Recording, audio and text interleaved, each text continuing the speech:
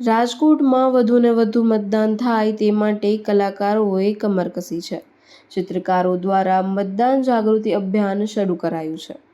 શહેરના બહુમાળી ભવન ચોક ખાતે મતદાન જાગૃતિને લઈને અવનવા ચિત્રો દોરવામાં આવી રહ્યા છે। ચિત્રનગરીના કલાકારો આ ચિત્ર દોરી લોકોને પ્રેરિત કરી રહ્યા છે, જેથી વધુને વધુ મતદાન થઈ શકે।